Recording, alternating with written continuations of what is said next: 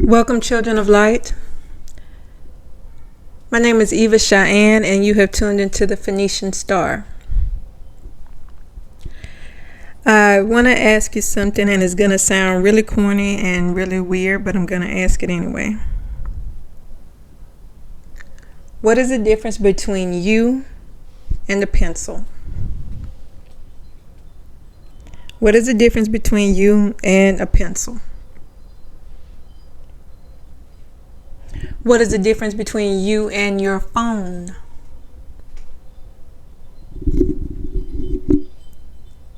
You breathe, and that pencil and that phone does not. You are living, and there are other things in this world that are not.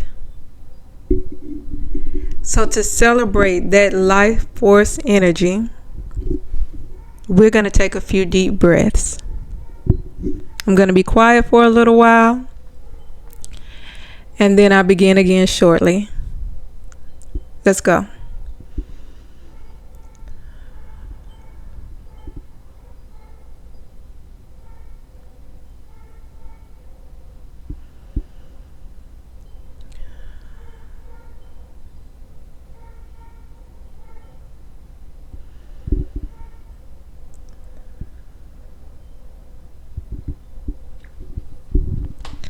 All right, as another side note, if you're trying to do something and you're having a hard time, if you're feeling anxious about something, if you just can't seem to get settled, please remember to eat and drink you some water, and don't gulp your meal down. Like your boss, other people around you, like, they're not going to care if you take the time to eat and digest your food properly.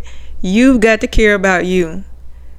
Take some time, eat something, drink some water, and try to just be present whenever you can.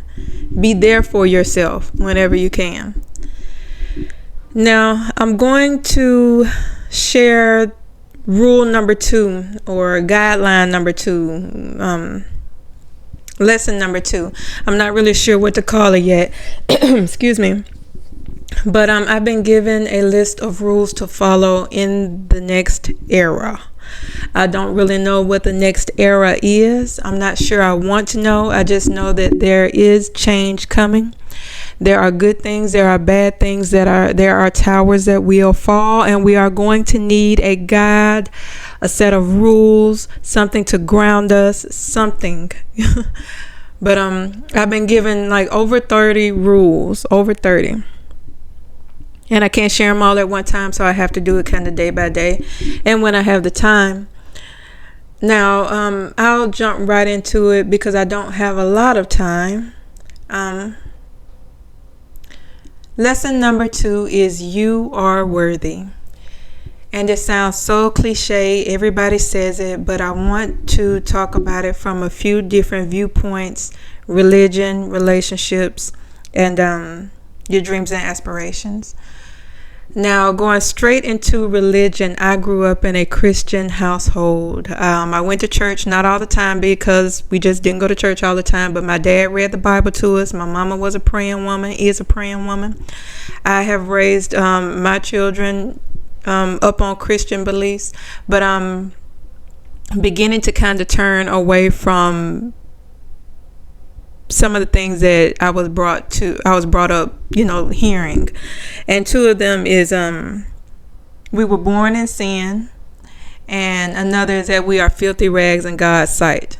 Because what this does, well, I'll try to tell a story. After I got to be a certain age and life had really beat me up, and I sat back and I looked and I'm like, wait a minute, I'm a grown woman and all of this, bad stuff has happened to me. It must be because I was born in sin. So I deserve this. Whatever has happened to me, I must deserve it because I was born in sin. All of this bad stuff that keeps happening to me, people keep spitting on me, shitting on me, treating me bad, is because I'm a filthy rag in God's sight. So if I'm a filthy rag in God's sight, I must just be a filthy rag. Therefore, I must deserve this treatment that I'm getting. I must deserve all this. what that does sometimes within the Christian community is it sets you up to have low self-esteem and to set yourself up to get shitted on, like point blank period. But the thing is, we need to remember, or we need to change our view on certain things. We are not born into sin. We are actually born in purpose, with purpose.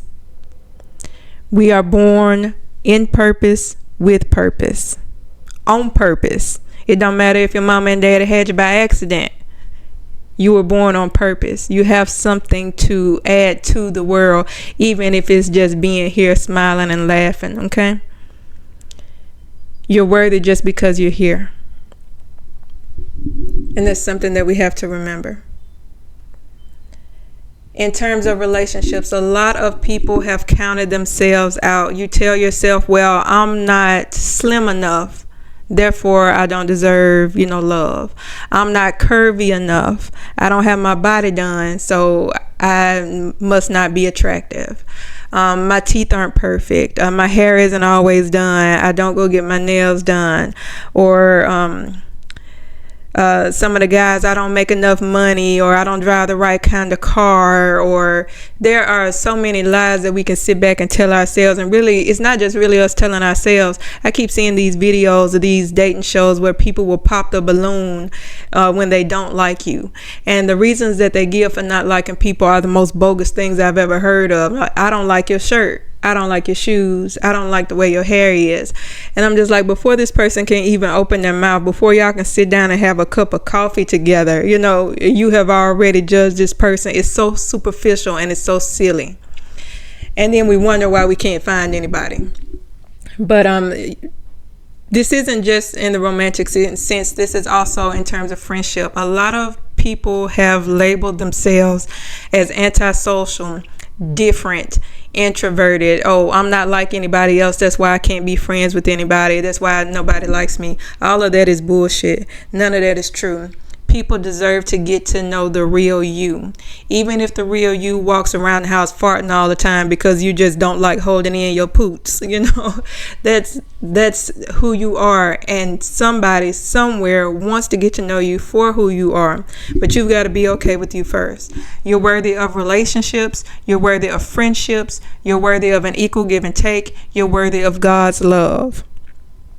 Now, in terms of your dreams and your aspirations and your careers, we often have things that we have set in our head and we say to ourselves, this is what I want. This is my dream, but sometimes that doesn't always pan out. You don't always get what it is that you want out of life, and you can try and try and try and it never comes true.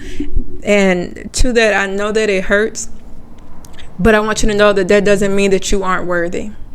That doesn't mean that there's something wrong with you. It just means that that particular thing wasn't for you.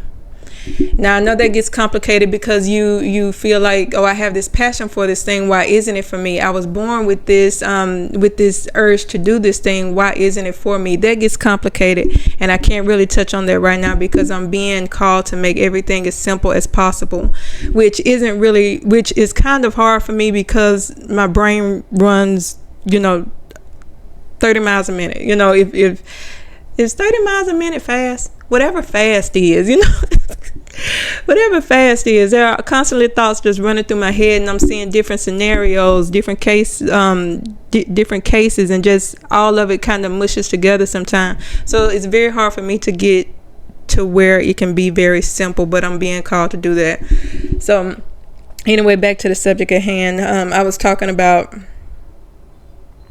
when your dream doesn't come true. I don't have an answer for that. I can't tell you, you have to do this instead, because I don't know. I've had a lot of dreams that, have not come true. I've failed at a lot of things. I've opened at least 8 businesses in my lifetime, and neither of them have taken off.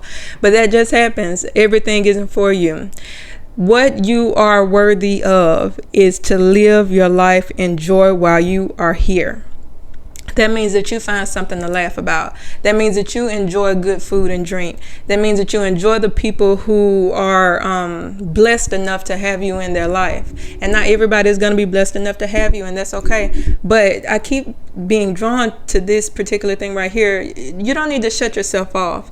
I feel like since COVID, a lot of people have really shut themselves off from the world, and they don't want to go out. They don't want to do anything. And I get why. I really do. But there's something to be said about you shutting yourself off from the rest of the world and holding yourself up on a pedestal, thinking that you are so different that no one else is on your level. But the thing is, in this new era, we are coming up on a time where we're going to need each other. So this person may not be on your level, but the fact is they have something to offer you, and you have something to offer them. And together you're going to have to form a community and do something to survive with each other. And when I say survive, I don't mean like, oh, something's bad coming, I don't really know, don't want to know. All I'm saying is that we're going to have to start working together in a different way. I think that's it, because I'm getting to where I'm seeing different things, and I'm seeing like I'm picking up on different energies and different people's stories, so I'm going to have to draw it to a close so that I don't keep rambling. But the lesson here is that you are worthy, okay? And whatever it is that you think it is that you oh, there I go rambling again. I'll go ahead, I'll draw it to a close. I hope that was helpful. I want to thank you guys for tuning in, and follow your own star.